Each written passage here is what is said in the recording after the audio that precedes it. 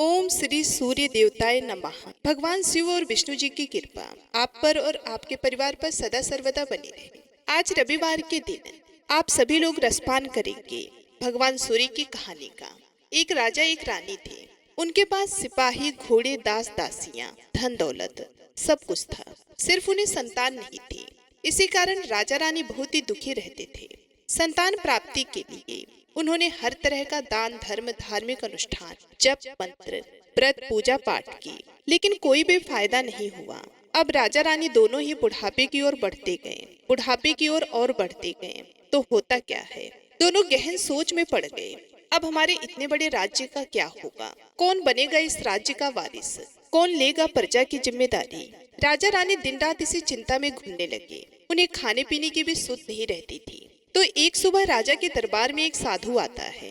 तो दासी रानी को उस साधु को कुछ दान देने के लिए कहती है।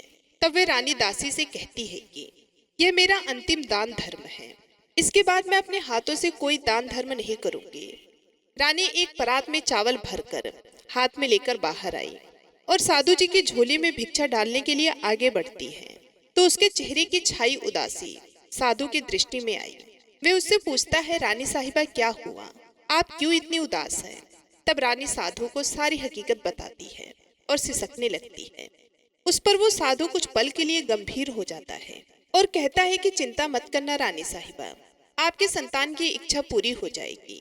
आपकी कोख से एक पुत्र जन्म लेगा, लेकिन मात्र वो 14 साल तक ही आप लोगों को मिलेगा। उसके आगे वह इस मृत्यु लोक में नहीं रह पाएगा। इससे बढ़कर आपको कुछ देना मेरे लिए संभव नहीं है।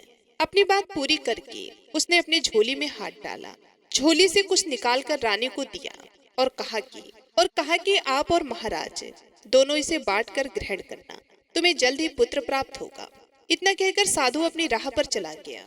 उस रात अपना सारा राज्य का काम खत्म करके राजा जब रानी के महल में गए तो रानी ने राजा को सारी बात बताई और साधु की दी हुई भभूत राजा को दिखाकर बोली कि साधु महाराज ने यह भभूत हम दोनों को ग्रहण करने को कहा है। राजा बोले, इतना दान धर्म किया जब तो कोई फल मिला नहीं, अब क्या इसके भरोसे हमें संतान प्राप्त होगी क्या? उस पर रानी बोली, जब इतना सब कुछ किया तो इसको भी करके देख लो। अब यह भी साधु के क्रोध को बुलावा क्यों दे? राजा को अब किसी पर विश्वास नहीं था, पर रानी को ठेस ना पहुंचे, इसलिए वह राजी हो गया। उस साधु महाराज का नाम स्मरण करके वे भभूत बांटकर दोनों खाते हैं। इसके बाद दोनों निश्चित होकर सो जाते हैं। तो कुछ दिन गुजर जाते हैं और साधु द्वारा कहे अनुसार रानी गर्भवती हो जाती है। उस पर राजा और रानी दोनों खुशी में फूले नहीं समाते। राजा रानी से बोला, महारानी सचमुच साधु महाराज की कृपा हो गई। तो 9वें महीने 9 दिन और 9 घंटे पूरे होकर रानी ने एक सुंदर गोरे चिट्टे पुत्र को जन्म दिया। राजा ने बड़ी धूमधाम से पुत्र का नामकरण किया। सारे राज्य में 8 दिन तक राजा के बेटे के नामकरण को एक पर्व की तरह मनाया गया। इधर जब ज्योतिष को बुलाया गया तो ज्योतिष कहने लगी कि महाराज, हमारा राजपुत्र सिर्फ 14 साल तक हमारे पास रहेगा। राजा को इस बात की भनक थी, रानी को भी साधु महाराज की बात याद थी। दोनों चुप रह जाते हैं। उसके बाद राजा और रानी बड़े प्यार से बेटे की परवरिश करते हैं, उसकी हर ख्वाहिश को पूरी करते हैं। थोड़े समय के लिए ही सही, भगवान ने संतान की हमारी मुराद पूरी कर दी, इसके लिए वो भगवान को धन्यवाद देते हैं। अब राजपुत्र दिन प्रतिदिन बड़ा होता है। जब 7 साल का हो जाता है तो राजा एक अच्छे गुरु की नियुक्ति करके उसे पढ़ाई लिखाई के लिए राजशास्त्र, शस्त्र विद्या, घुड़सवारी इत्यादि 12 विधाओं का शिक्षा देते हैं। जब उसको सभी शास्त्र विद्याओं का ज्ञान हो जाता है और 12 साल की उम्र का हो जाता है, तब एक अच्छी सी राजकन्या खोजकर उसकी शादी कर देते हैं। तो 2 साल और बीत जाते हैं। बेटा 14 साल का हो जाता है। एक दिन अपने पिता से कहता है कि पिताजी, मैं अपना सारा राज्य घूमकर देखना चाहता हूँ। आज तक मैंने सिर्फ इस राजवाड़े के अतिरिक्त कुछ भी नहीं देखा है। बेटी की बात सुनकर राजा चिंतित हो जाता है, क्योंकि पुत्र को 14वां साल शुरू हुआ था। अब कोई अनहोनी होने का वक्त नजदीक पहुंचा था, लेकिन राजा यह सब बातें पुत्र को बता नहीं सकता था। वह क्या करता है कि चेहरे पर खुशी लाकर बेटे से कहता है कि जरूर जाओ बेटा, तुम्हें अपना सारा राज्य घूमकर देखना चाहिए। कहाँ क्या है यह सब जानना चाहिए। कल मेरे बाद तुम ही तो यहाँ के राजा बनोगे और सारा राजकाज तुम ही संभालोगे। लेकिन मेरे एक मंत्र का ध्यान रखना, तुम जहाँ जा रहे हो, क्या कर रहे हो, यह बात अपनी पत्नी को नहीं बताना। पुत्र कहता है, ठीक है पिताजी, आपने जो कहा है मैं वैसा ही करूंगा। अब राजपुत्र दिन भर अपनी पत्नी के साथ मौज मस्ती करता है, खुशियां मनाता है और रात को ठीक 12 बजे बिस्तर से उठकर बाहर चला जाता है। फिर दिन निकलने से पहले वापस अपने महल में आकर सो जाता है। ऐसा बहुत दिनों तक चलता रहा। अब पुत्र का 14वां साल खत्म होने में कुछ ही दिन बाकी रहते हैं। इतने में उसकी पत्नी यानी छोटी रानी रात में जग जाती है। वे देखती है कि बिस्तर पर राजपुत्र नहीं है। वे महल में सब जगह देखती है तो राजपुत्र कहीं भी नजर नहीं आता। तो वे क्या करेगी, कैसे करेगी? वे चुपचाप रहती है। फिर दिन निकलने पर देखती है कि उसका पति अपनी जगह सोया हुआ है। वे पति से कुछ नहीं पूछती। लेकिन दूसरी रात भी वैसे ही होता है, तीसरी रात, चौथी रात, ऐसे बहुत दिनों तक चलता है। रानी बहुत ही चिंतित हो जाती है। पति रात को जाता कहाँ है, किससे मिलने जाता है? उसके मन में ढेर सारे सवाल उठते हैं, लेकिन उसे पूछने में डर लगता है, शायद पति गुस्सा ना कर बैठे। सास ससुर से पूछने के बारे में सोचा तो उसकी मान मर्यादा बीच में आ जाती थी। इसी तरह वे मन ही मन कूरती रहती है। इस हालात में उसे खाने पीने में भी दिलचस्पी नहीं होती। वे दुबली पतली हो जाती है। तो उस राज्य में एक फूल बेचने वाली एक बुढ़ी मालिन थी। वे हमेशा छोटी रानी को फूल देने उसके महल में आती थी। उस बुढ़िया का ध्यान छोटी रानी पर जाता है। वे उससे पूछती है कि बेटी, तुम्हें किस बात का दुख है? तुम इस तरह सूख कर काटा क्यों बनी हो? उस पर रानी कहती है, क्या बताऊं तुम्हें अम्मा, तुम्हारा राजपुत्र हर रात बिस्तर पर से उठकर कहीं चला जाता है और सुबह भर होते ही वापस आकर सो जाता है। वे कहाँ जाता है? प्रेमिका से मिलने जाता है क्या? ये सोच सोच कर मैं अन्न जल ग्रहण नहीं कर पाती और सूख सूख कर इस तरह काटा बन गई। फिर वे बुढ़िया मालिन उस छोटी रानी को एक उपाय बताती है। कहती है कि बेटी, तू ऐसा करना, आज रात तुम सोना मत, उसके पीछे जाकर देखना कि वे कहाँ जाता है, क्या करता है, उसकी अच्छी तरह से पहरेदारी करना। छोटी रानी कहती है, पर मुझे नींद आ गई तो? तब वो मालिन कहती है, तुम्हें नींद ना आए इसलिए एक काम करना, अपने बाएं हाथ की उंगली में एक जख्म करना, उस पर थोड़ी सी मिर्च छिड़कना, उससे तुम्हें बड़ी जलन होगी और उसी पीड़ा से तुम्हें रात भर नींद नहीं आएगी। रानी बुढ़िया के कहे अनुसार करती है। उंगली की जलन से उसे बड़ी देर तक नींद नहीं आई, लेकिन बाद में वह सो जाती है। जब दूसरे दिन सुबह बुढ़िया फूल लेकर उसके महल में पहुंचती है तो पूछती है, क्या तुम्हें कुछ पता चला?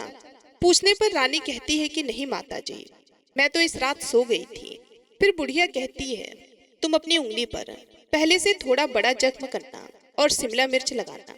तो रानी वैसा ही करती है, परंतु वे सिर्फ पति के बिस्तर से उठकर बाहर निकलते वक्त तक जग ही पाई। वे उसके पीछे नहीं जा सकी क्योंकि उसकी आंखें उस समय तक मड़ गई थी।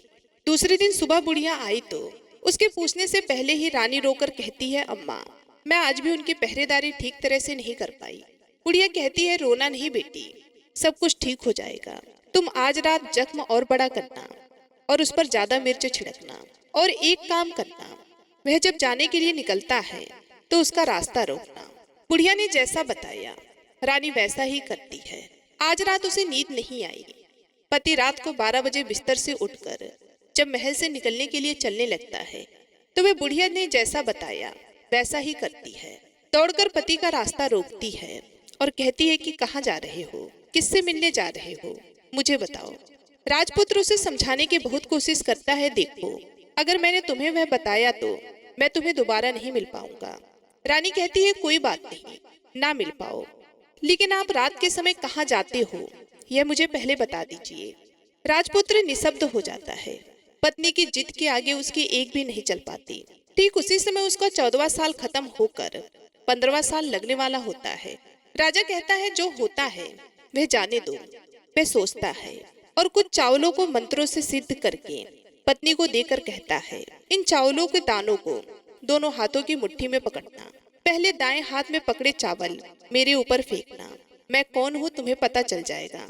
बाद में बाएं हाथ में पकड़े चावल मेरे ऊपर फेंकना, मैं जैसा था तुम्हें मिल जाऊंगा। लेकिन यदि तुम बिना हाथ के चावल मेरे ऊपर फेंकना भूल गई तो मैं तुम्हें कभी भी नहीं मिल पाऊंगा। रानी ने कहा, नहीं भूलूंगी।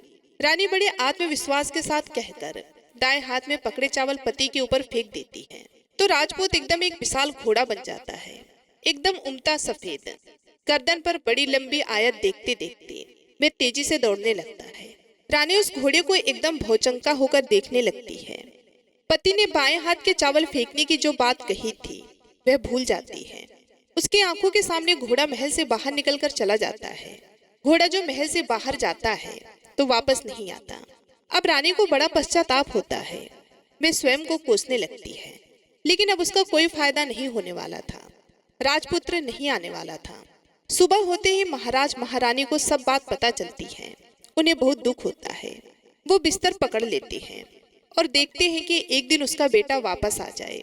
इस तरह 1 महीना गुजरा, 2 महीने गुजरते हैं, 3 महीने गुजरते हैं, आखिर 6 महीने पूरे होते हैं। राजपुत्र का कोई अता पता नहीं लगता। राज्य के प्रधान राजपुत्र को ढूंढने के लिए राज्य के गांव और गांव में सिपाही भेजता है, लेकिन उन्हें कोई सफलता नहीं मिलती। इधर रानी की अपनी करनी के कारण पति गायब हो गया। ये सोचकर स्वयं को मन ही मन कोसती है और सोचती है कि कुछ भी करके पति को ढूंढ लेगी और उसे वापस घर लेकर आएगी। यही सोचकर वे सास ससुर के महल में जाती है और कहती है कि मैं अपने पति की खोज में जा रही हूँ। महाराज महारानी को और क्या चाहिए था, कुछ भी करके उनका बेटा उन्हें वापस मिलना चाहिए था। वो बहू को जाने की अनुमति देकर कहने लगी, बेटी तुम जो चाहे वह करो, जहाँ जाना वहाँ जाओ, लेकिन हमारे बेटे को वापस लेकर आओ। अब रानी अपना शाही भेष बदलकर एक सेठानी बन जाती है। कुछ नौकरों को साथ ले लिया, कुछ सामान साथ ले लिया और राज्य की सीमा पर जाकर वहाँ एक भोजनालय खोल दिया। वहाँ आने जाने वाले सभी यात्रियों को खाना मुफ्त में देने लगी, लेकिन मात्र एक छोटी सी शर्त रखी। खाना खाने वाले को उसकी अच्छी कोई अजीब चीज उसके मालकिन को यानी कि राजकन्या को बतानी पड़ेगी। तो वहाँ आने वाला हर नागरिक अपनी तरफ से मैंने ये देखा, मैंने वह देखा, ये कहकर मुफ्त में खाना खाकर जाता था। परंतु रानी को जो बात चाहिए थी वह अब तक नहीं मिल सकी। ऐसे ही कुछ दिन बीत गए तो इधर क्या होता है कि रानी के महल में फूल लेकर जाने वाली बुढ़िया के एक बेटा और एक बहू थे। उनका एक छोटा बेटा था, यानी बुढ़िया का एक पोता था। तो बेटा और बहू सुबह काम के लिए निकलते थे तो पोते को संभालने की जिम्मेदारी बुढ़िया पर रहती थी। बुढ़िया दिन भर पोते को संभालती थी। एक दिन बुढ़िया को पान खाने की आदत थी, तो पान लगाने के लिए चूना चाहिए था और उसको उसी समय गोबर भी काटने जाना था। तो वे गोबर की टोकरी अपने सर पर रखकर चरवाहे के मैदान में गई। वहाँ बहुत सारे गंध थे। उन्हें जमा करते करते उसे घर आने में अंधेरा हो गया और इधर शाम होते ही काम से वापस बेटा बहू घर पहुंचे तो देखा कि बच्चा घर पर अकेला है और रो रहा है। वो दोनों गुस्से से लाल पीले हो गए। इतने में बुढ़िया घर आ पहुंची। बेटा ने पूछा, पोते को घर पे अकेला छोड़कर कहाँ गई थी? मैं गोबर के कंडे इकट्ठे करने गई थी। इस पर बेटा बोला, दोबारा बच्चे को घर पर अकेला छोड़कर यदि कहीं गई तो मैं तुम्हें बहुत पीटूंगा। बुढ़िया कहने लगी, नहीं बेटा, फिर कभी ऐसा नहीं करूंगी। लेकिन दूसरे ही दिन बुढ़िया वह बात भूल गई और फिर चरवाहे के मैदान पर कंडे इकट्ठे करने चली गई। शाम को जब बेटा बहू काम से वापस लौटे तो देखते हैं कि बच्चा घर पर अकेला है और रो रहा है। अब उसके बेटे की सहन शक्ति खत्म होने लगी और बुढ़िया के वापस आने पर उसे घर से निकाल दिया। बुढ़िया रात भर घर के बाहर अंधेरे में बैठी रही और सुबह होते ही हाथ में टोकरी लेकर कंडे इकट्ठे करने के लिए निकल गई। उस दिन उस पर कंडे इकट्ठा करने का मानो पागलपन सा चढ़ गया था। कंडे इकट्ठे करते करते अब अंधेरा छा गया। उसे मालूम ही नहीं चला। जब उसे ध्यान आया तो गांव का रास्ता भी ठीक तरह से दिखाई नहीं दे रहा था। वे अंधेरे में आंखें फाड़ कर देखते देखते किसी तरह आगे निकल पड़ी। तो होता क्या है कि एक कपिला गाय छन छन की आवाज करते, गले में घंटी बजाते ठुमक ठुमक कर उसी मैदान पर आ गई। उसे देखते बुढ़िया सोचने लगी कि इस गाय के पीछे पीछे जाऊंगी तो गांव तक पहुंच जाऊंगी। तब बुढ़िया उसके पीछे पीछे जाने लगी। वे गाय क्या करती है कि उस मैदान से लेकर एक एक करके 6 मैदान पार करती है।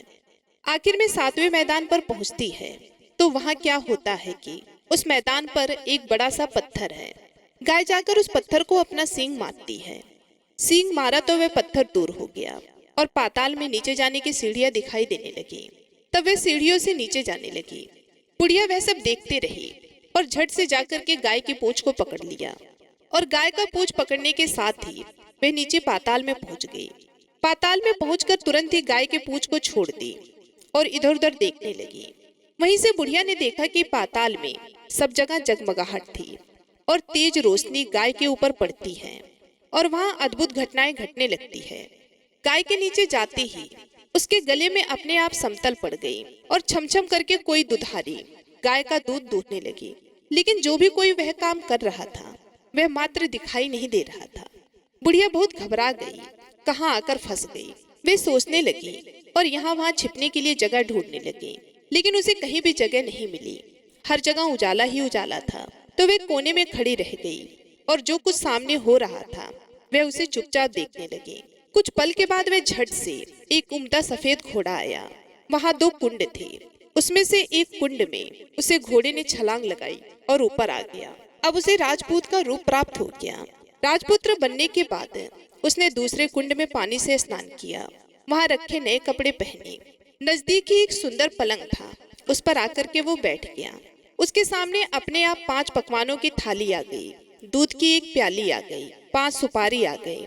उसके सामने एक दिया जल रहा था। राजकुमार ने दूध पिया, 5 सुपारी खाया और बिस्तर पर लेटा। और बिस्तर पर लेट जाने से पहले सूर्यदेव का स्मरण करके सामने जलते दिए से पूछा कि दिए, मेरे माता पिता क्या कर रहे हैं और वो किस हालत में हैं। दिया बताने लगा कि हे राजकुमार, तुम्हारे माँ बाप बेटे की याद में सूख के दुबले पतले हो गए हैं। फिर राजकुमार ने पूछा, राज्य कौन संभालता है? तब दिए ने बताया कि राज्य प्रधान संभालता है। फिर राजकुमार ने पूछा, मेरी पत्नी क्या करती है? दिए ने बताया, उसने चौराहे पर भोजनालय शुरू किया है और आने जाने वाले लोगों से वह नई खबर के बारे में पूछती है। दिए के यूं कहते ही राजपुत्र कहने लगा, ठीक है। उसके बाद वह सो गया। बुढ़िया कोने में खड़ी रहकर यह सब देखती रही।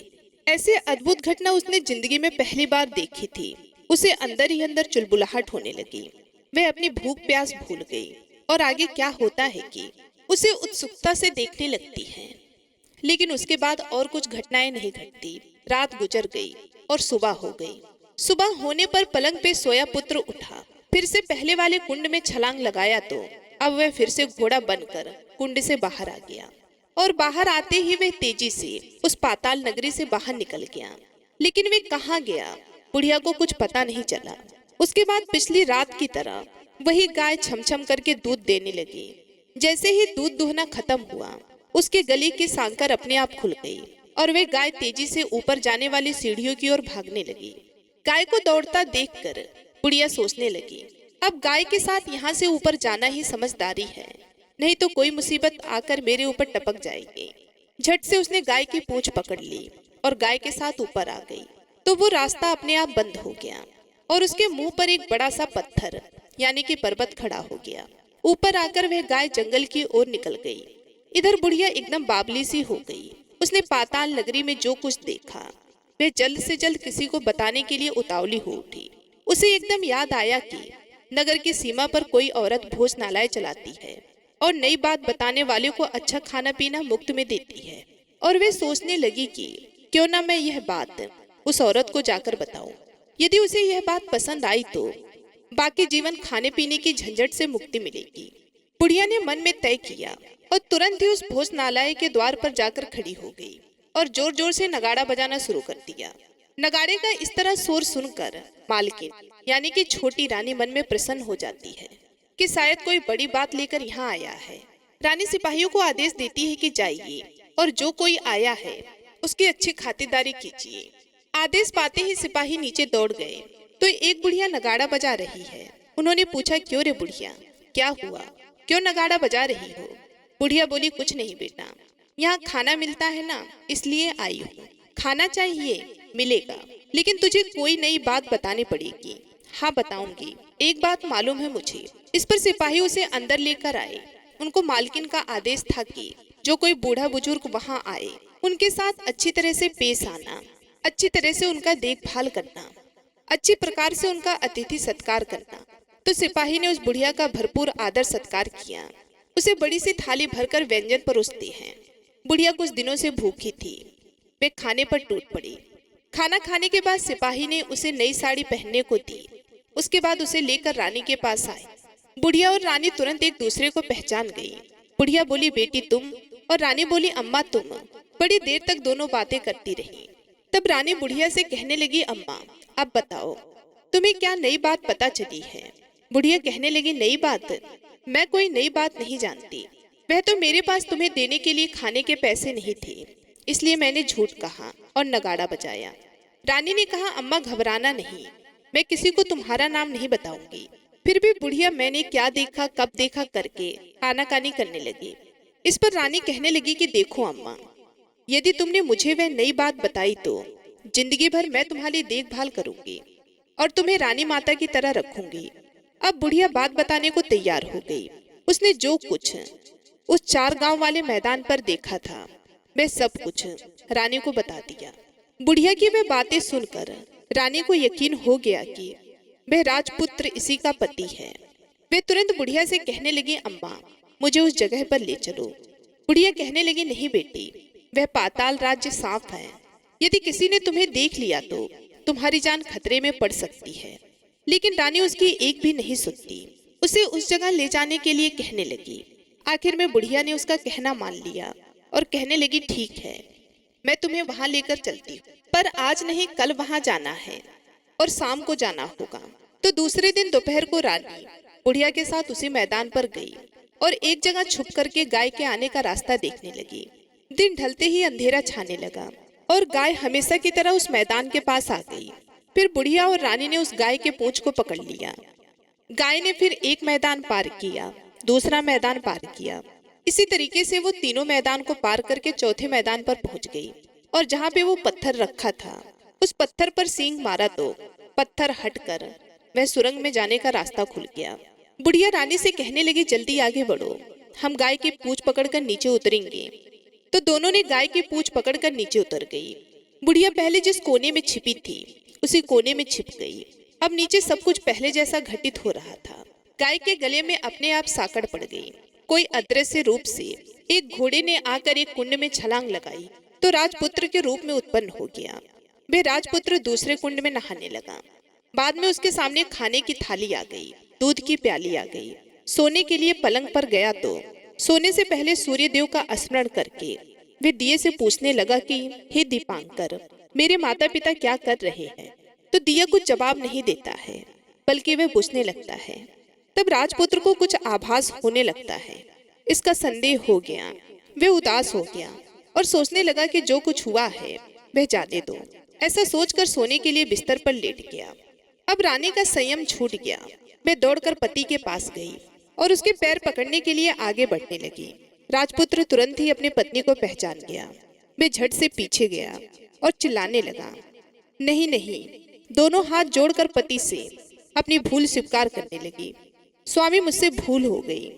मुझे आपसे नहीं पूछना चाहिए था, आप रात को कहाँ जाते हो? मैं अपनी भूल स्वीकार करती हूँ। मुझे मेरी भूल की सजा मिल गई है। अब आप घर चले। आपके वियोग में आपके माता पिता ने बिस्तर पकड़ लिया। आपकी प्रजा भी बहुत दुखी है।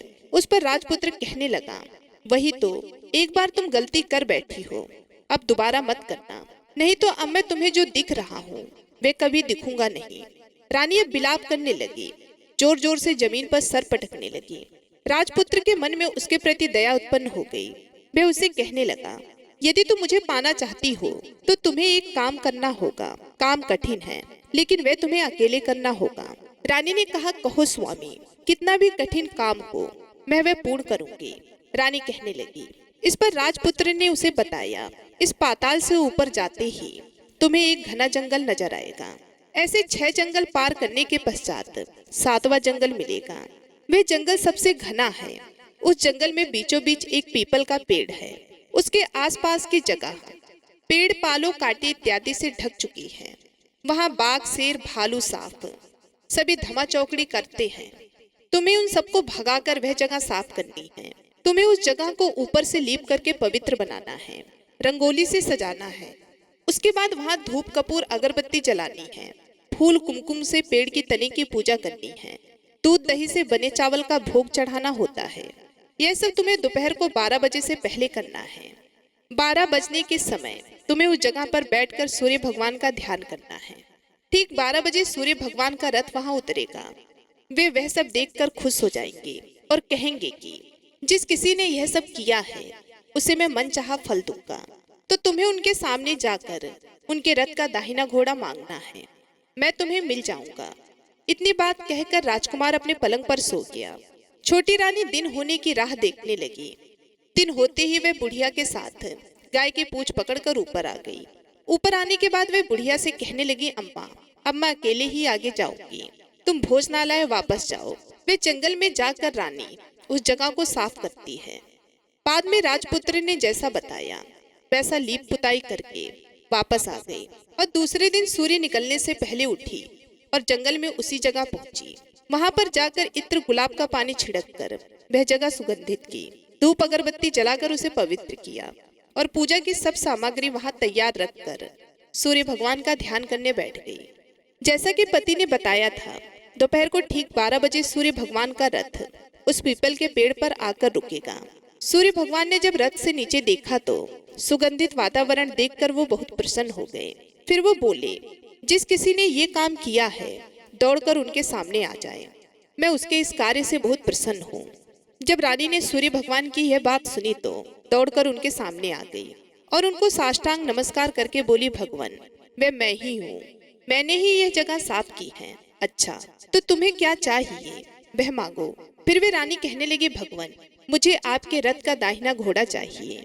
सूर्य भगवान बोले, नहीं मैं तुम्हें और कुछ भी दे सकता हूँ लेकिन वे घोड़ा नहीं दे सकता। मेरे रथ के 12 घोड़े हैं, तुम चाहे तो कोई और घोड़ा मांग लो, लेकिन ये दाहिना घोड़ा नहीं, वह मैं तुम्हें नहीं दे सकता। लेकिन रानी ने हट पकड़ ली। वे सूर्यदेव से एक ही बात कह रही थी कि वे उसको दाहिना घोड़ा दे दे, नहीं तो मैं आपके पैरों में गिरकर अपनी जान दे दूंगी। अब सूर्यदेव धर्म संकट में पड़ गए। उन्होंने वचन दे दिया था, अब अपने वचन से पलट भी नहीं सकते थे। तब सूर्य भगवान ने बोला, मैं तुम्हें घोड़ा तो दे दूंगा लेकिन वह तुम्हें यहाँ नहीं मिलेगा, तुम्हें उसे पाताल में जाकर लाना होगा। रानी बोली, पाताल में ही क्या भगवान, मैं उस घोड़े को लेने के लिए कहीं भी जा सकती हूँ। रानी को वचन देकर सूर्यदेव अपने मार्ग से चले गए और इधर रानी जंगल से अपने भोजनालय पे आ गई। फिर वह बुढ़िया को लेकर उसी मैदान पर गई। जल्दी ही शाम हो गई। शाम होते ही वहां पर वे गाय के साथ आ गई। उसके बाद गाय ने सींग से उस सुरंग का पत्थर हटाया तथा नीचे उतरने लगी। रानी और बुढ़िया भी जल्दी जल्दी उस गाय के पूंछ को पकड़कर पाताल लोक में चली गई। लेकिन आज एक नई घटना घटी। उन दोनों ने देखा कि उस राजपुत्र के सामने 2-2 खाने की थाली, 2-2 दूध की प्याली उसके सामने आए। वह राजपुत्र कुछ बोला नहीं और अपने हिस्से का खाना खाकर, दूध पीकर और पान चबाकर सोने चला गया और हमेशा की तरह दिये से पूछने लगा कि हे दीपांकर, मेरे माता पिता क्या करते हैं। दिया ने बताया, वो दोनों तुम्हारे शोक से मरने की स्थिति में पहुंच गए हैं। ऐसा सुनकर झट से उसकी आंखों से आंसू टपकने लगे। फिर वे पूछने लगा, हे दीपांकर, मेरा राज कौन चला रहा है। दिये ने बोला, तुम्हारा राज्य प्रधान चला रहा है और वे सब कुछ हड़प चुका है, अब प्रजा पर बहुत अत्याचार कर रहा है। ये सुनकर राजपुत्र बहुत रोया और वे गुस्से से अपनी मुट्ठी भींचने लगा अब पूछने लगा कि हे दीपांकर, मेरी पत्नी क्या कर रही है। अब दिया कुछ नहीं बोला, चुप रहा। अब रानी का संयम जवाब दे दिया। दौड़कर पति के पास आ गई। तब राजपुत्र कहने लगा कि अब मैं तुम्हें मिल गया हूँ। रानी कहने लगी, सच कहते हो, अब आप फिर से घोड़ा तो नहीं बनोगे। राजपुत्र कहने लगा, नहीं, दोबारा घोड़ा नहीं बनूंगा। तुमने जो इतने सारे कष्ट उठाए हैं मुझे अपनाने के लिए, इसलिए सूर्य देव ने मुझे सदा के लिए घोड़े के जन्म से मुक्त कर दिया है। राजपुत्र ने बड़े प्यार से कहा और उसे गले लगाया, उसके आंसू पोंछे। कुछ देर पश्चात सुबह हो गई। इधर गाय की सांकर खुल गई और वे ऊपर पाताल लोक को छोड़कर भूलोक जाने लगे। रानी, राजपुत्र और बुढ़िया उस गाय की पूंछ को पकड़कर ऊपर आ गए और अपने भोजनालय पर पहुंचे। वहां का सब सामान लोगों में बांट दिया और उसको ताला लगाकर अपने राज्य में लौट गए। राजपुत्र वापस आता है। उसके तेवर देखकर प्रधान घबरा गया। राजपुत्र ने उसे बंदी बनाकर कैद खाने में डाल दिया और राज्य की बागडोर अपने हाथ में ले ली। उसके बाद वो अपने माता पिता से मिलने के लिए उनके महल में गया। तब राजपुत्र क्या देखता है कि उसके माता पिता उसके शोक में अस्थि पंजर बने हुए हैं। पुत्र को वापस आया देखकर राजा रानी की आंखों से टप टप आंसू बहने लगे। उन दोनों ने पुत्र को गले लगाया, उसे प्यार से सहलाया। इतना होने के बाद उनके सेहत में एकदम सुधार आने लगा। वो अब बिस्तर से उठकर बैठ गए, पुत्र को आशीष देने लगे। राजपुत्र के आने की खबर तुरंत राजभर में फैल गई। प्रजा खुशी से फूली नहीं समाई। प्रजाजन राजमहल के सामने इकट्ठे हो गए। राजपुत्र ने भी उन्हें दर्शन दिए और आज से उन्हें कोई दुख नहीं पहुंचाएगा, ऐसा वचन भी दिया। अब राजा अपने पुत्र का राज्याभिषेक करके उसे सिंहासन पर बिठाता है और बहू को महारानी का दर्जा देता है और स्वयं अपनी पत्नी के साथ ईश्वर का भक्ति भाव करके खुशी से दिन बिताता है। महाराज बना राजपुत्र अच्छी तरह से राज्य चलाने लगा और अपनी पत्नी के साथ सुख शांति से जीवन बिताने लगा। उस बुढ़िया को रानी ने अपने पास ही रख लिया, उसकी अच्छी तरह से देखभाल करने लगी। बुढ़िया और उसके बुढ़ापे के दिन खुशी से गुजरने लगे। कहानी समाप्त होती है। दोस्तों, भगवान सूर्य देव को जल अर्पित करना शास्त्र में बताया हुआ एक बहुत ही महत्वपूर्ण नियम है।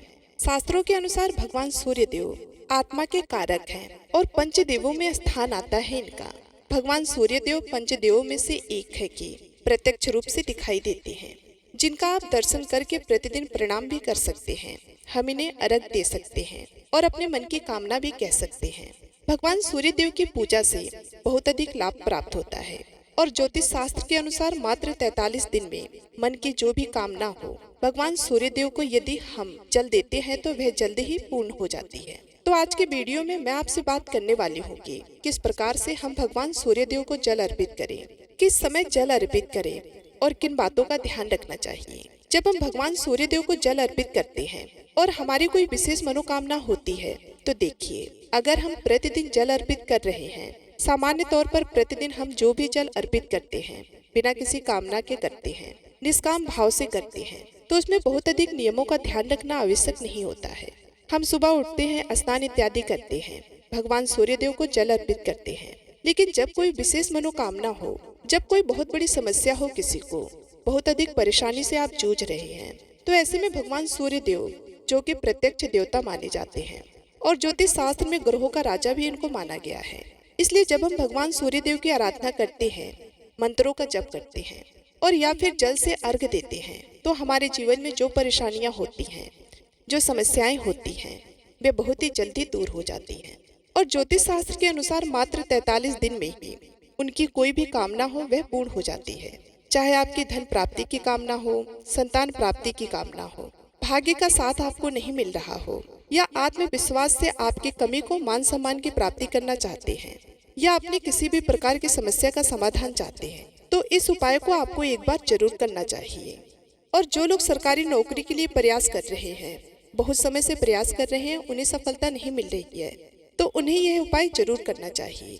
किसी भी प्रकार की नौकरी की समस्या है, जैसे कि मनचाही नौकरी चाहते हैं या बहुत समय से नौकरी के लिए प्रयास कर रहे हैं, नौकरी नहीं मिल रही है, तो ऐसे में अगर आप 43 दिन तक भगवान सूर्य देव को जल अर्पित करते हैं तो शीघ्र ही आपकी नौकरी से संबंधित जो भी परेशानी है वह दूर होती है। और शिक्षा में सफलता चाहते हैं, उस शिक्षा की प्राप्ति चाहते हैं, तो भी आपको यह उपाय जरूर करना चाहिए। मतलब मन की किसी भी कामना के लिए आप यह उपाय कर सकते हैं, लेकिन इस उपाय को करने के लिए बस एक ही शर्त है, मन में पूर्ण विश्वास होना चाहिए कि यह उपाय जरूर काम करेगा। और दूसरी चीज, आपको नियम का पालन करना पड़ेगा। देखिए, ज्योतिष शास्त्र में सबसे ज्यादा अनुशासन में रहने वाले जो ग्रह हैं वे भगवान सूर्य देव हैं। इसलिए जब हम भगवान सूर्य देव की कृपा पाना चाहते हैं तो सर्वप्रथम हमें अनुशासित रहना पड़ेगा। अनुशासित का मतलब होता है कि समय पर सोना, समय पर जागना। तो प्रातःकाल जल्दी उठना शुरू कर दे, यानी कि सूर्य देव से पहले उठना आरंभ कर दे, तो सूर्य देव आपकी जन्म कुंडली में शुभ फल देने लग जाते हैं। लेकिन अगर आपको देर से उठने की आदत है, सूर्य देव के बाद तक सोने की आदत है, तो सूर्य अगर आपकी जन्म कुंडली में अच्छी अवस्था में भी है तब भी अशुभ फल देने लग जाते हैं। तो समय का ध्यान अवश्य रखें जब आप सूर्य देव की कृपा चाहते हैं तो। और अब बात करते हैं उपाय के बारे में। देखिए, प्रातःकाल जल्दी उठना है, मतलब सूर्योदय से पहले उठना है और स्नान इत्यादि करने के बाद भगवान सूर्य देव को जल अर्पित करना है, मंत्रों का जप करते हुए। वह छोटा सा उपाय, लेकिन इस उपाय को कुछ बहुत जरूरी नियम है जिनका पालन अत्यंत आवश्यक है। अगर आपकी कोई विशेष मनोकामना है और चाहते हैं कि बहुत जल्दी पूर्ण हो, तो देखिए, सर्वप्रथम तो रविवार से हमें यह उपाय शुरू करना है। मतलब किसी भी रविवार से आप यह उपाय शुरू कर सकते हैं। प्रातःकाल जल्दी उठ जाएं और स्नान करें। स्नान के बाद आपको लाल वस्त्र धारण करना है और उसके बाद तांबे के पात्र में आपको जल लेकर भगवान सूर्यदेव को जल अर्पित करना है। बहुत से लोगों का यह प्रश्न आता है कि तांबे का पात्र नहीं है, हम कोई दूसरा पात्र ले सकते हैं? आपको यह उपाय करना है तो आपको तांबे के पात्र की व्यवस्था जरूर करनी पड़ेगी, क्योंकि यह उपाय विशेष मनोकामना के लिए है। नॉर्मल हम किसी भी पात्र से जल दे सकते हैं। कोई समस्या नहीं है। लेकिन जब कोई विशेष उपाय हम करते हैं तो हमें वस्तुओं का सामग्री का भी विशेष ध्यान रखना चाहिए। तो तांबे का पात्र अवश्य ही होना चाहिए। सबसे पहले उस तांबे के पात्र में शुद्ध जल भरें और उसमें एक लाल पुष्प आप उस जल में डालें और उसके बाद भगवान सूर्यदेव को जल अर्पित करें। लाल पुष्प आप कोई सा भी ले सकते हैं। गुड़हल का पुष्प अगर उपलब्ध हो तो गुड़हल का ले सकते हैं। गुलाब का पुष्प अगर उपलब्ध हो तो आप गुलाब का पुष्प ले सकते हैं। अगर अन्य लाल पुष्प भी आपके पास उपलब्ध हो तो कोई दूसरा भी लाल पुष्प आप ले सकते हैं। मतलब लाल पुष्प होना चाहिए, चाहे कोई भी हो, लेकिन गुड़हल का हो तो अत्यंत ही लाभकारी होगा। अब आपके घर से जहाँ से भी भगवान सूर्यदेव दिखाई देते हों, आपको यह जल अर्पित करना है और भगवान सूर्यदेव को जल अर्पित करने के बाद भगवान सूर्यदेव को देखते हुए 24 बार गायत्री मंत्र का जाप करना है। ओम भूर्भुवस्वः तस्य वितुर्वरेण्यं भर्गो देवस्य धीमहि धियो यो न प्रचोदयात्। इस मंत्र का आपको 24 बार आपको प्रतिदिन जप करने हैं। और यह बताने की बिल्कुल भी आवश्यकता नहीं है कि गायत्री मंत्र कितना पावरफुल मंत्र है। इस मंत्र के उच्चारण से बड़ी बड़ी सिद्धियां प्राप्त की जा सकती हैं। तो भगवान सूर्यदेव को जल अर्पित करते समय 24 बार आपको गायत्री मंत्र का जप करना है और अपने मन की जो भी कामना है उसको कहना है। बहुत शीघ्र ही आपके मन की कामना पूर्ण होगी और उसे पूर्ण करने के लिए प्रार्थना करेंगे और सूर्यदेव की 3 बार परिक्रमा करें। अब बात करते हैं सबसे महत्वपूर्ण नियम के बारे में, जो कि समय के बारे में। दोस्तों, बहुत से लोगों का प्रश्न होता है भगवान सूर्यदेव को जल किस समय अर्पित करना चाहिए। तो देखिए, शास्त्रों के अनुसार भगवान सूर्यदेव जब आसमान में लालिमा लिए हुए दिखाई देते हैं उस समय भगवान सूर्यदेव को जल अर्पित करना चाहिए, जो कि सर्वश्रेष्ठ समय होता है। लेकिन हम जो यह उपाय कर रहे हैं इस पर हमें कुछ विशेष बातों का ध्यान रखना है। जैसे आप अपने अनुसार अपना समय निर्धारित कीजिए, किस समय आप जल दे सकते हैं। मतलब अगर आप सूर्योदय के बाद भी जल देते हैं तो कोई समस्या नहीं है, लेकिन एक ही समय होना चाहिए आपके जल देने का। जैसे अगर आप प्रतिदिन 6 बजे जल देते हैं तो 6 बजे जल दें। 7 बजे देना चाहते हैं या 8 बजे देना चाहते हैं, जब भी आपके पास समय हो, एक निश्चित हो कि इस समय में प्रतिदिन मैं जल दे सकता हूँ या दे सकती हूँ, यह समय मेरे लिए अनुकूल है, वह समय आप निर्धारित कर लीजिए। आप सूर्योदय से लेकर 10 बजे के बीच में जल देंगे, लेकिन एकदम सही समय पर। मतलब अगर आप 7 बजे जल दे रहे हैं तो 7 बजे का मतलब 7 से 5 मिनट पहले या 5 मिनट बाद नहीं होना चाहिए। इतना शुद्ध समय अगर आप लेकर चलते हैं तो भगवान सूर्यदेव की कृपा से 43 दिन से भी कम समय यानी कि 20 से 21 दिन में भी आपकी मनोकामना पूर्ण हो जाती है। दोस्तों, ये बहुत ही चमत्कारी और आजमाया हुआ उपाय है। यह बस समय का ध्यान रखना अहम है। अगर हम प्रतिदिन एक सही समय पर सूर्य को जल अर्पित करें और फिर इस दिन तक लगातार उस नियम का पालन करें कि हमें इसी समय पर प्रतिदिन सूर्य के सामने उपस्थित होना है, उन्हें प्रणाम करना है, अर्घ्य देना है, परिक्रमा करनी है और इसके साथ ही गायत्री मंत्र का जप करना है, अपनी मनोकामना कहनी है। तो अगर आप नियत समय पर प्रतिदिन भगवान सूर्यदेव के दर्शन करते हैं तो हमारे मन की चाहे कोई भी कामना होगा वह अवश्य ही पूर्ण होगी। और ज्योतिष शास्त्र के अनुसार सूर्यदेव को प्रसन्न करने का यह सबसे सरल उपाय है और सबसे कम समय में भगवान सूर्यदेव प्रसन्न हो जाते हैं। अगर हम उन्हें नियम पूर्वक प्रतिदिन जल देते हैं तो नियम यही है कि प्रतिदिन समय पर जल देंगे, ताम पात्र लेंगे और ताम पात्र से ही आपको जल देना है। इसके साथ ही आप उसमें लाल पुष्प अवश्य डालेंगे। मतलब प्रतिदिन आपके पास लाल पुष्प होना ही चाहिए, इस बात का ध्यान रखेंगे। और आप अगर इस उपाय को करते हैं, चमत्कार फिर आप स्वयं देखेंगे। और आप बात करते हैं महिलाओं के बारे में और लड़कियों के बारे में कि अगर वह इस उपाय को करना चाहती हैं तो 43 दिन लगातार किस प्रकार से करेंगी। तो देखिए, अगर आप इस उपाय को करना चाहते हैं तो पीरियड्स के दिनों में हम यह उपाय कैसे करेंगे और हमें करना क्या है। तो देखिए, जब आप पीरियड्स में होती हैं, पीरियड्स के दिनों में आपको जल्दी सुबह उठना है। सूर्योदय से पहले उठें। सूर्यदेव जहाँ से भी आपको घर में दिखाई देते हों, प्रतिदिन उनका दर्शन करें। मन ही मन भगवान सूर्यदेव का आप मानसिक रूप से जप कर सकते हैं, लेकिन मंत्र उच्चारण बोलकर नहीं करना है, इस बात का आपको ध्यान रखना है। लेकिन नियम आप कंटिन्यू रखेंगे। मतलब पूरे पीरियड्स के दिनों में भी प्रतिदिन सुबह जल्दी उठकर सूर्यदेव को स्मरण अवश्य करेंगे, प्रणाम अवश्य करेंगे। और अब बात करते हैं कि अगर आपके घर में सूर्यदेव दिखाई नहीं देते हैं तो आप यह उपाय किस प्रकार से कर सकते हैं। देखिए, तब भी आप अपने घर में भगवान सूर्यदेव का स्मरण करते हुए उपाय कर सकते हैं। लेकिन बेहतर होगा कि आप अपने घर में जो पूजा स्थल है वहाँ पर भगवान सूर्यदेव की एक प्रतिमा लगाएं और प्रतिदिन उनके दर्शन करें, प्रणाम करें, उनके सामने दीप भी प्रज्वलित करें, उन्हें जल अर्पित करें। नियम बिल्कुल आपके लिए भी यही होगा। समय से निश्चित होना चाहिए, समय आपका बिल्कुल निश्चित होना चाहिए और सामग्री भी निश्चित होनी चाहिए इस नियम का पालन करने के लिए। और इस नियम का पालन करते हुए अपने घर में पूजा स्थल में भी अगर यह उपाय करते हैं तो आपके मन में कोई भी कामना हो वह पूर्ण होगी। कामना सिर्फ एक ही रखिए, मतलब मन की कोई भी एक इच्छा लेकर आप यह उपाय कर सकते हैं। अगला प्रश्न है, क्या 43 दिन से ज्यादा इस उपाय को कर सकते हैं? जी हाँ, बिल्कुल कर सकते हैं। जब आपके 43 दिन पूरे हो जाते हैं उसके बाद भी लगातार आप इस उपाय को कर सकते हैं। अगर आप नियम पूर्वक इसी तरह से प्रतिदिन सूर्यदेव को जल अर्पित करते हैं तो यकीन मानिए आपके जीवन में बड़ी से बड़ी समस्या आए तो आपके अंदर आत्मविश्वास इतना अधिक हो जाता है कि आप उस समस्या का अपने पराक्रम से सामना कर सकते हैं। तो बहुत महत्वपूर्ण होती है भगवान सूर्यदेव की आराधना, और इनकी आराधना करने मात्र से मनुष्य को उसके जीवन में समस्त प्रकार के सुखों की प्राप्ति हो जाती है। तो दोस्तों, आशा करती हूँ आज के वीडियो से आपको लाभ अवश्य होगा। अगर आपको आज की वीडियो अच्छी लगी हो तो लाइक जरूर कीजिएगा और अपने अनुभव हमें कमेंट बॉक्स में शेयर भी कीजिएगा। आप इस उपाय को जरूर करें, इससे आपको बहुत अधिक लाभ होगा। फैमिली फ्रेंड्स के साथ वीडियो को शेयर करें और इसके साथ ही कमेंट बॉक्स में भगवान सूर्यदेव को नमस्कार अवश्य करें। चैनल पर पहली बार आए हैं, अगर आपको आज की वीडियो अच्छी लगी है तो चैनल को भी सब्सक्राइब जरूर कर लीजिएगा और बेल बटन को भी प्रेस कर लीजिएगा। इससे ये होगा कि इस चैनल पर जो भी नई वीडियो अपलोड होंगी उनका नोटिफिकेशन आपको सही समय पर प्राप्त हो जाएगा। तो दोस्तों, मिलती हूँ मैं आपसे अगली वीडियो में, तब तक के लिए नमस्कार।